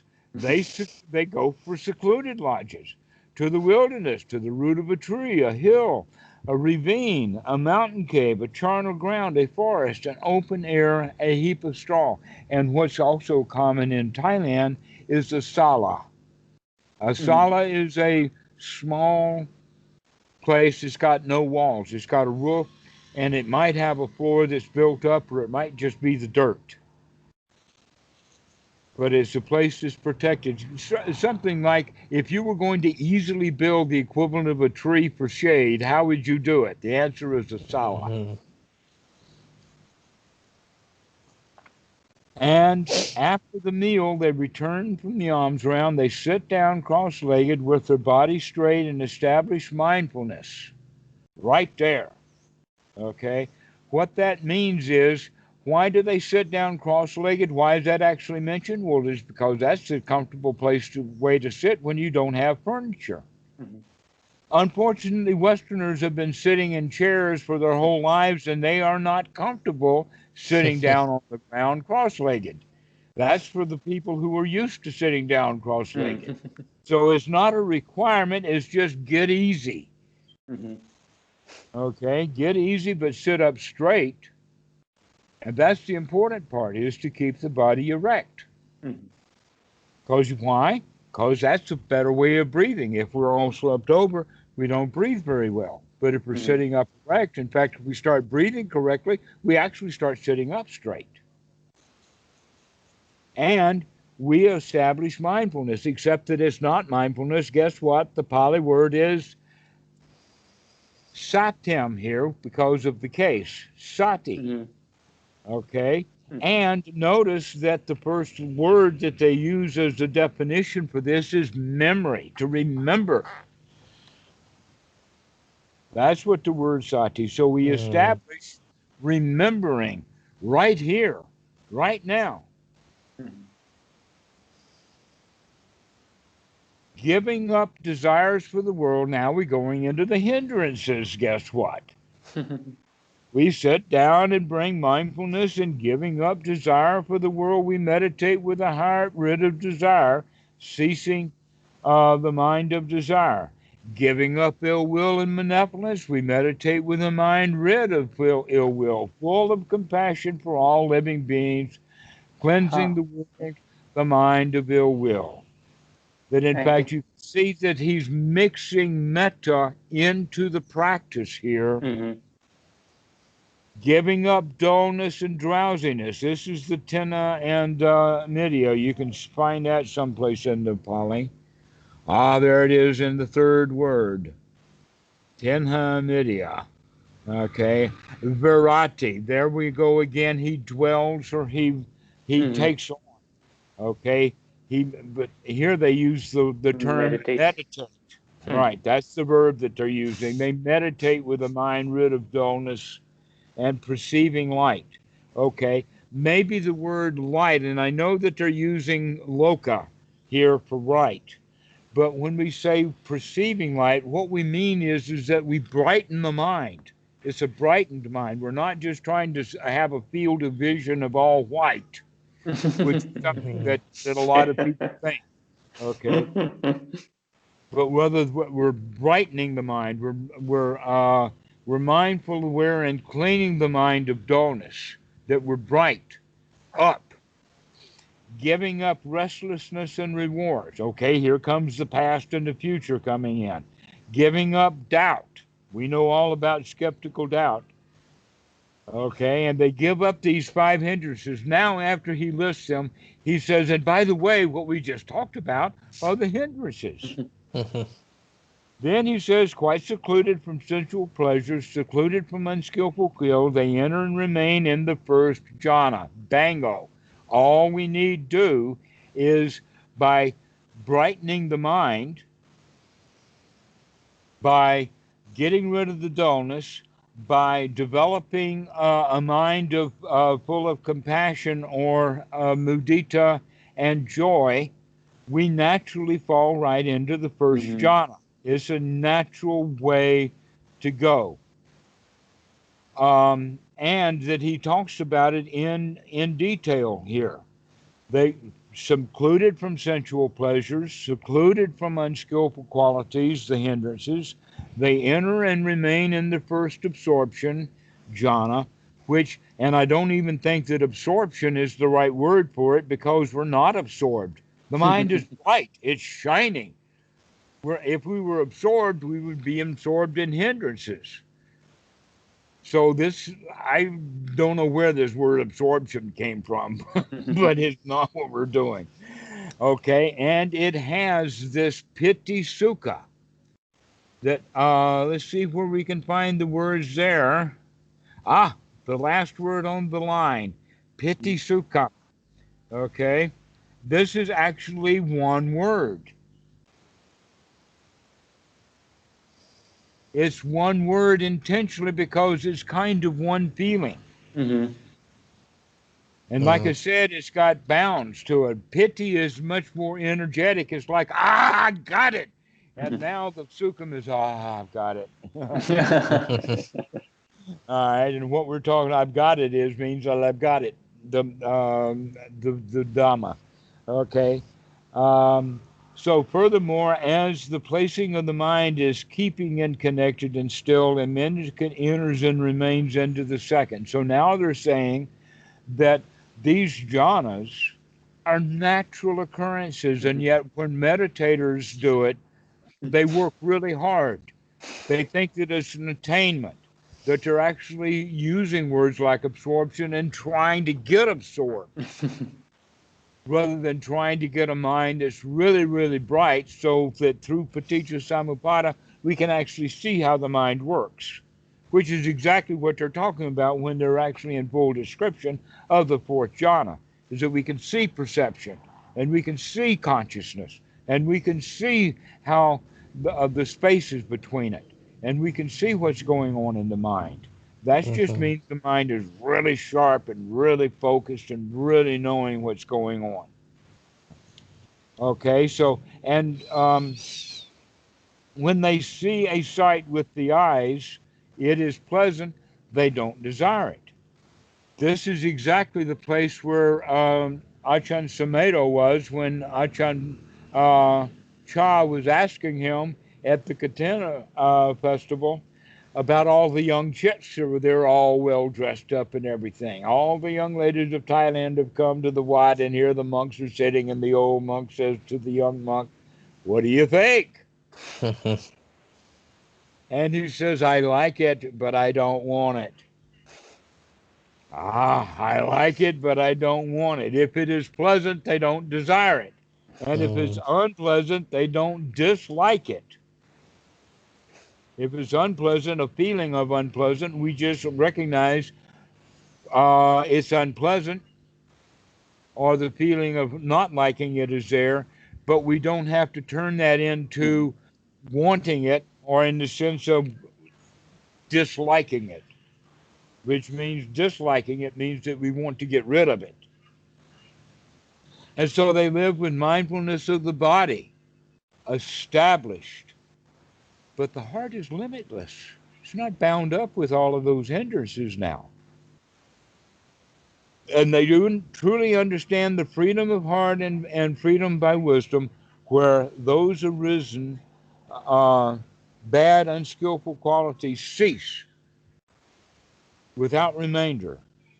Well, now that what that means is perhaps momentarily they cease without remainder. Finally, the mind is clear, but it may come up at a later time. But over practice time, eventually it will not come back up. Just like if you keep cutting the thought off every time, let us say that you and Uncle Billy had an argument, and every time that thought comes up, you whack that off. Pretty soon you don't even think about Uncle Billy anymore. It's gone. Nothing left of it. Having given up favoring and opposing. This is really interesting because it fits in with the famous passage of Chantazu, who says it like this: when the shoe is right, the foot is forgotten. You know this one, Catalin. And when the heart is right, for and against are forgotten. Okay, so we no longer favor one political party and oppose the other. We give up that. We recognize that both of them are jokes. And so we stop favoring one and opposing the other. When they experience any kind of feeling, pleasant, unpleasant, or here is the word again, adamam sukam, they don't approve or welcome or keep clinging to it. Now, this is an important point because most of us think that if we don't like something and we want to get rid of it, that we're not cherishing the thought or the feeling of wanting to get rid of it. But yet, in fact, we do. We cherish that thought. I want to get rid of it.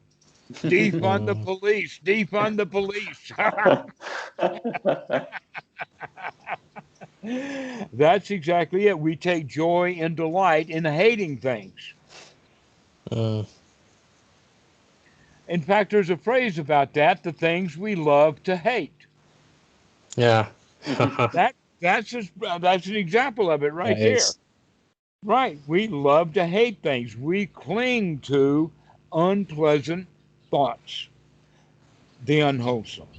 As a result, relinquishing of feelings ceases. In other words, we don't have to work so much of it anymore. And before we had to relinquish them, but now by not taking any advantage with them or seeing any advantage of having feelings, they're just feelings. When the relishing ceases, grasping ceases. Okay, so he's talking about here the use of the word relishing is, in fact, uh, nandi, nandi naroda. Okay. So when we're taking relishing, we're taking delight. When we're taking delight in these negative feelings, then clinging happens. But when we give up that nandi, that clinging to or loving to hate, then the clinging to such things. In other words, when I give up relishing that I hate Republicans, I no longer cling to being a Democrat. The upadana, the clinging, is lost. And so this is how we again end this whole mass of suffering, and everything keeps going right back to paticca samuppada. The relishing of these feelings. That's something, in fact, remember, um, Chetan, we talked at one time about the power of pasa, that Mm-hmm. contact. This is the result of it is that these feelings are not just momentary feelings, but we relish them. We Yep. cling to them. They've really contacted us. And that's what's going on here. Mm. Uh, but when we stop doing that, this entire mass of suffering is finished. So Yeah. now, when we see a sound with the, or hear a sound, or an odor, or a flavor, or a touch of the body, when they know a thought with the mind, if it is pleasant, they don't desire it. And if it's unpleasant, they don't dislike it. They live with the mindfulness of the body, established and limitless of the heart. Why is it the kaya or the body? Because that's what grounds us in the reality of this present moment. Mm-hmm. That we cannot be mindful of this present moment without having sati for the body. And the sati for the body is best done breath by breath by breath. The establishment of the body is this a long in breath? Mm-hmm. Is this a long out breath? There it is. All of this stuff ties right back together again. And they truly understand the freedom of the heart and the freedom by wisdom, where those arisen bad, unskillful qualities cease without remainder. Having given up favoring and opposing, when they experience any kind of feeling, pleasant, unpleasant, or neutral, they don't approve. They don't disapprove. They don't welcome or cling to those feelings. They don't see the deliciousness in how good I feel to hate Donald Trump. And that's just an example of how we do that. We actually enjoy our hatred. Having given up favoring and opposing, when they experience any kind of feeling, pleasant, unpleasant, or something that they're not sure about, they don't approve, welcome, or keep clinging to it. As a result, relishing of feelings dwindles off and ceases. When the relishing ceases, grasping ceases. When grasping ceases, continued existence decreases. So now we're back into paticca samuppada using the language of the translators, but you've seen all of this before. So that when relishing of the feeling ceases, then Thanha, upadana cease. When upadana cease, then jati ceases. When jati ceases, bhava cease. So when the grasping stops, there's no longer a person who's grasping. Mhm. When we let go of stuff, who is it that's clinging when there's no clinging?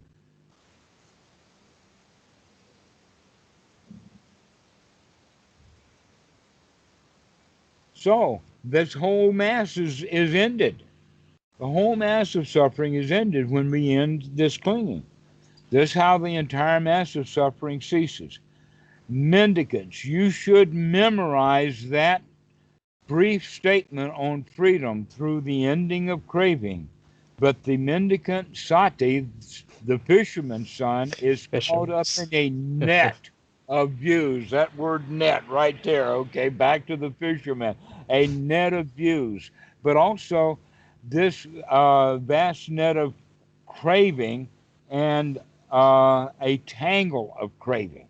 In other words, he wants to be that which runs in circles from one life to the next, experiencing the good and bad results because he's clinging to feelings. Mm. And when we give up the feeling, oh, it's just a feeling. Oh, it's just a feeling. Then we actually can control it and we can begin to feel the way we want to feel, rather than having to feel according to this system that's made up. That is what the Buddha said. Idam voca bhagava. That's a very famous one, too. Oh, is it? Idam voca bhagava. Thus the Buddha has spoken. Thus the Bhagavad. This is the favored talking. This is what the favorite one has to say. Satisfied, the mendicants were happy with what the Buddha says. I think they were pretty exhausted, too.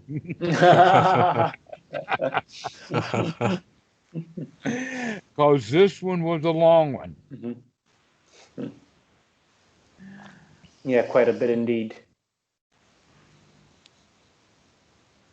But in fact, yesterday we did it in an hour and a half to get to the first half done, and this one is taken now just 2 hours. Okay. So that's 3.5 hours for a sutta. But wow, is it jam-packed. All of the favorite stuff is in there. Good in the beginning, good in the middle, good in the end is in there. And Paticca Samuppada has just been beat to death.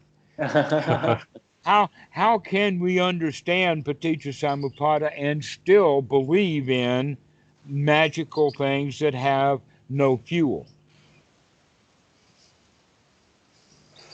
And so this actually is a very, very good introduction for people to be finally free from that first fetter of personality view, which they go through in detail in this sutta. Who was I in the past? What did I do? Where did I go? What happened? When this happened, did that happen? And into the future, the same thing. What will I be in the future? Where will I go? What will I do? And when I do that, what will happen after that? Or even in the present moment. Who am I now? What am I doing? Why am I doing this? And you know, people get into those kind of questions a lot and get really deep into confusion. Who am I anyway? In fact, one of the songs that was famous in the 1960s was, "What's it all about? How?" Then, in fact, the real question is, who the hell am I? Alfie. It's basically just like all philosophy is about that. All Western philosophy. That's a lot of Western philosophy. You see, philosophy grew up out of the apology for Christianity. That's where it came from. Interesting. But then we get to the ultimate of philosophy is Descartes when he says, "I think, therefore I am," and I said, "Okay, we can close that book and put that one back to yourself." That's not it. That's not it. No, but we can say, Descartes, change a little bit. Instead of saying "I think, therefore I am," we can say I think, therefore I think I am. That's much closer, because that's where the self comes from, is that clinging. I think I am. I think I am this. That we relish, we grasp, and we cling to those feelings, and those feelings themselves give rise to clinging to the object, and the object gives rise, the clinging to the object gives rise to a noun. In other words, it's hard to have a verb without a noun. And when we say clinging, who clings? It's the clinger. Mm. And I would rather be a cling-on than a clinger. But star jokes aside, we get the point. And that is that there is freedom at the end of this. And that there's many places within it. One is to look at feelings. Don't relish the feelings. Just allow the feelings to be. So I don't like it. So what? Just because the kid's having a tantrum, let me enjoy the tantrum. Why do I have to hate it? Or worse still, why do I have to smack the kid because she's having a tantrum? She'll just have more. And yet that's how we deal with it. We get really attached to, I really don't like this. That kid ought to shut up. Well, did that work? No. All right. So either one of you got any parting shots, parting questions for this? All good. No, it's good. It's been a very interesting sutta. It's one of my favorites for several reasons. Yeah. So I said, this one I've discussed at detail with Achan Po. This one I've heard it chanted over and over again. And so this one's a very important one. I like this. And that one word in there, Sati, don't you know that consciousness is dependently arisen? That's the whole point of it right there. And if we think that the consciousness is permanent and survives without fuel, then we're caught into a big net of views and craving and all kinds of things. And so that's where Descartes was. I think, therefore I am. Right? Well, I'm not sure. Just because thinking is going on doesn't mean you are a thinker. It's more like thinking, therefore thinking. Thinking, therefore thinking. In fact, that's exactly what the way that it's expressed in the Visuddhimagga when it says there is the walking and no walker be. Just the walking.